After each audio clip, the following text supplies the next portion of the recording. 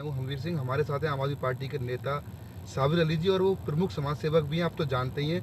आज हम बात करेंगे सर, हाल ही में अभी मणिपुर में दंगा खत्म नहीं हुआ है और एक हरियाणा में अभी आप ही ने देखा होगा बहुत बड़ा दंगा हुआ है। क्या चल रहा है देश में, क्या सोचते हैं आप इस पर? देखिए, मैं क्या, देश का जो हर नागरिक है वो शांति चाहता है, इसमें सोचने वाले कोई बात ही नहीं है।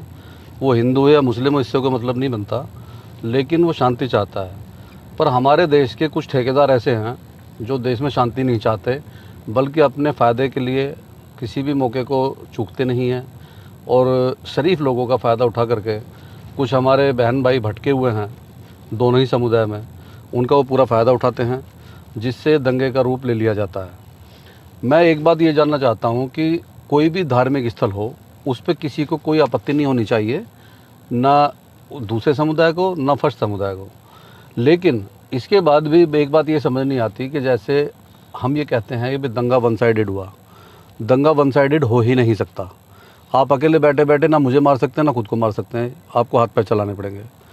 तो मैं ये जानना चाहता हूँ कि अगर कोई शोभा यात्रा या कोई भी धार्मिक स्थल के लिए हमें जाना है, तो एक तो वहाँ पर हथियारों की क्या ज़रूरत है।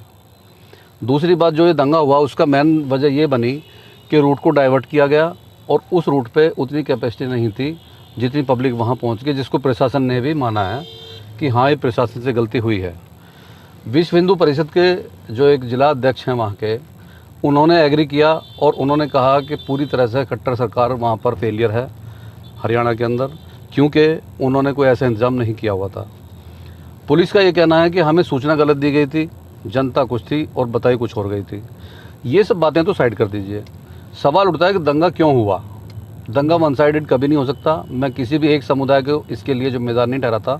इसके लिए दोनों ही समुदाय के कुछ लोग जिम्मेदार हैं और जो जिम्मेदार हैं उनके खिलाफ कड़ा एक्शन भी होना चाहिए, लेकिन वो एक्शन नाम से नहीं होना चाहिए, वो एक्शन उनके काम से होना चाहिए। ये ज़रूरी नहीं कि जिसके ऊपर एक्शन हो रहा है उसका नाम क्या है, नहीं, जिसने जो भूमिका निभाई है, जो उसने काम किया है, जिसने जैसा दंगे में काम किया है, वैसी उसको सज़ा मिलनी चाहिए। इससे क्या है कि अगर वन साइडेड किसी को सज़ा मिलेगी तो लोगों का एक विश्वास उठता है कानून पर से भी और सरकार पर से भी, जो नहीं होना चाहिए। बीजेपी कुछ काम अच्छे भी करती है, लेकिन एक कमी है कि किसी बंदे को इतना बढ़ावा दे देती है कि आप जो भी होगा करो, हम देख लेंगे, कुछ नहीं होगा, और उसका कुछ होता भी नहीं है।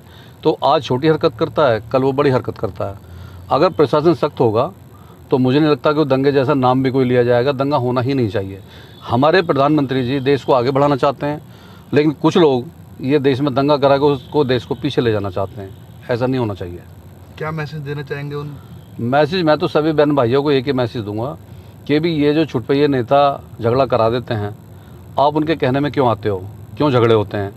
आपको भी यहीं रहना है, हमको भी यहीं रहना है।